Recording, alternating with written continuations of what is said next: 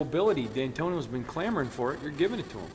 Well, I think as far as, you want to be able to be a threat at the quarterback position, and I think that's the one thing is just, as they've grown as quarterbacks and we've given opportunities, it's been in there and we've just had opportunities to use it the last couple weeks. How beneficial has it been to get those two backups in so much early in this season? Well, I think, there's so much value in just a game, and you can do it in practice. You try to simulate it as much as you can, and we've talked about it just the last couple of years, and so there's obviously growth, and I think it makes it real because now they watch themselves and how was I, when I was successful or if I failed on a play, did pressure get to you? Did you get back to fundamentals? Did you get back to the simplicity of the play? How do you grade those two guys right now and what they've shown in games? We'll grade it exactly the same with all of them and how we go about our process. But, you really look at, you feel like they're two guys you can win with, and I think that's pretty special as far as backups. And so, they each have unique abilities, a little bit different, but, they both manage our offense very well. You guys will say you don't read anything, you don't pay attention. We all know you do because when we write something you don't like, you get mad. But the point of the matter is, there is a lot of talk from NFL circles about Connor. So should he continue to play and he goes in that direction, does it help that those two have played so much, so going into next year, at least you have a feel where to start evaluation from?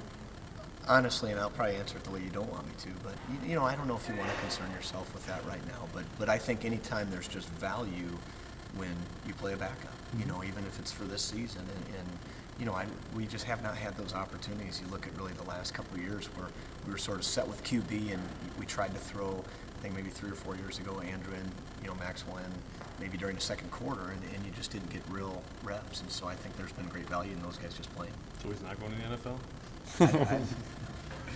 Good question. Do you see those guys getting more comfortable now? I mean, Terry had a pass this past weekend where he threw to the wide side of the field, and it looked like he zipped it in pretty well. Would you agree with that? I think that was to Shelton. Is that a sign of more comfort? Do you see those guys turning it loose a little bit more? You do. I mean, it's part of it is just a confidence in knowing where to go with the ball, and you just see the body language, just when a play's called and taking the signal and commanding the huddle, and so I think there comes with it. And also there's been more reps for those guys, just thinking through spring football, fall camp, whether it's with the ones or the twos, and they're continuing to grow, and so it's just neat to see their progress. How's Terry coming along in terms of reads and throwing the ball in those games? I mean, miles from last year, there's always such a jump, I think, with really all our quarterbacks, just from that first year, to truly walking in the door the second year in fall camp, and just maybe a different mentality, and I think you get so handicapped your first year just mentally that I think it kind of smothers your ability a little bit, and so it's been neat to see how he's come along this fall. What sticks out to you on Nebraska's defense this year? When you watch the film, maybe some new wrinkles, what sticks out to you a little bit? I just think they play hard and they play fast. They're very athletic at every position. Run to the football. Schematically some wrinkles here and there, but similar to what they've been and who they've been. But I think you just look at a very talented defense. What makes their man or their press different than yours as far as how they line it up? They just do a nice job. They play a little bit more off than what we see, in practice. But they do a great job, whether it's trading off or, they do a nice job running with receivers in their routes. Once kind of that decision time is coming for a quarterback, they do a great job of locking onto people and, presenting, a challenge for your perimeter. Do they bring a lot of different pressures? I know one of the sacks last year was Langford missing a blitz from a corner. Are they pretty multiple in terms of their pressures? Similar to us, as far as, but yes, though, I mean, field boundary, whether it's corners or safeties or using the linebackers, it's all over the place. What else about this cover two has given you guys trouble in the past couple of years? Not so much last year, but before that. I think it's been just a culmination of just whether us get the ball out soon enough, based on pressure, guys winning versus, the press or man-to-man coverage, and so that's obviously a challenge. Anytime you play them as far as your perimeter, your perimeter guys got to win. Brad, one thing they're doing differently this year is to get Gregory away from your best tackle. They're standing him up, getting his hand out of the ground. They're moving him to linebacker, moving him to both sides. So you can't always count on him being there against Jack. What are some things that you look at, obviously not asking game plan, but how much do you have to take that into account where he is on every play?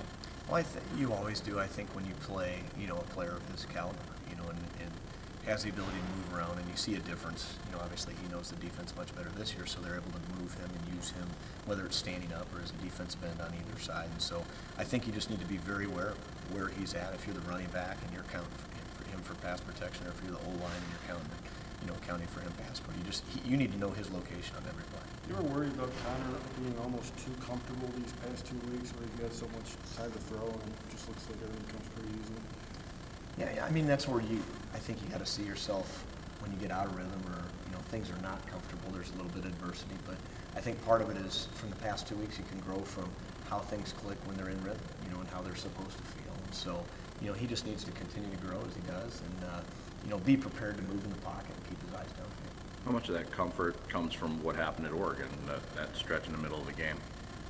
Yeah, that's where you saw just pocket presence a little bit. We talked about it more in the third quarter at Oregon, where you just got to stay in that throwing position, keep moving up in the pocket, and be a threat with your legs. If you have an opportunity on first or second down, and just understanding where sticks are. But you started 1 year, and you just see growth each week, and so I think that's where there's just comfort. The more games you play. Where does he need to grow now, Brad? Because we're seeing it all come together. We've seen him, learn to step up in the pocket. Now we see him with some calculated scrambles, pull the ball down, slide. What's next for Connor? He seems to be just kind of gobbling up all the coaching quickly. I just don't think you're always challenged.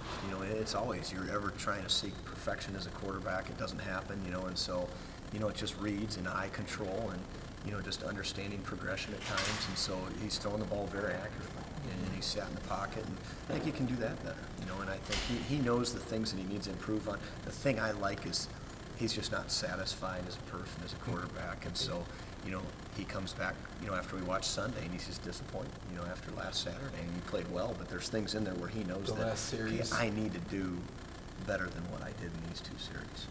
How do you perfect a whole game? That's tough, as a quarterback, but, at least you're trying to fight for it and work for it each week. How much of the actual playbook do you think you guys have shown? It grows each week with how Coach Warner puts game plan together. There's wrinkles each week. I think we have, our core stuff in, and there's maybe different ways to do it out of different formations. And then I think you see each wrinkle, depending on what you're seeing defensively. But it's up there as far as the stuff we've got in. It's a large percent. What's more important for showing those kind of wrinkles? The depth and experience on the line, or the skill positions that you guys have? I think it's obviously both. You look at the O-line and just understanding the offense, and they just understand whether motion's going away or 2 reverses, all the different movements you got with receivers coming in the backfield, and then the timing with the receivers. There's a comfort in that. It's not natural, the motion, some of the stuff that you do, so you just need the reps, and it's really the whole package of guys just understanding the total scheme. That TD to Mumphrey last year, that was just straight man, right? Like brought 6 or 7, and it was just man everywhere, cover 0 or whatever, right? On reverse? The TD to Mumphrey, no, the Cook to Mumphrey on the post route. Was it Lippett? It was Mumphrey, I think. At Nebraska? Yeah, Nebraska. At Nebraska. Okay, I thought you were talking last week. Yeah. Oh, yeah, No, sorry. no. Yeah, last year, yeah. Yeah, it was man. Yeah, Very just- similar to the Iowa game. Iowa game, yeah. It was a similar play, and so we kind of hung in there and protected it and had enough time. And so, just guys having the ability to win versus man. And how often do they do something like that, sell out like that? It's different with down distance. You see it, it's in there, and it doesn't seem like as much maybe as last year. Less this year, yeah. Brad, you were a player, then you coached at a small size school. So for you guys, we know the players get jacked for night games, ABC, place rock. And how, as a coach, does that adrenaline affect you guys? I think everybody does, and just how Coach D'Antonio addressed the team yesterday, and just, there's excitement and just in the air in a sense, for us too, as coaches and players, and just the environment to have the game at home and be at night and nationally televised. And I think this is why, just like we told our players, hey, this is why you come here. Well, this is why we're here too. Right. We want to be a part of this, and it's fun, I think, to experience it and see your players play on the stage, and to see how they respond, and to really try to soak it all in and enjoy the night for them. What's the difference between the excitement build up for this game versus Oregon? Is this a more learned type of excitement, or more measured? Or? I think maybe you know a little bit more who you are after you play 4 games, but I think the excitement now is that it's a home game, that it's here, and so you're excited for your fans and Spartan Nation, so just excited about the environment. You guys played some night games at Augie, right? Yes, we did. And what was that like? What's the difference?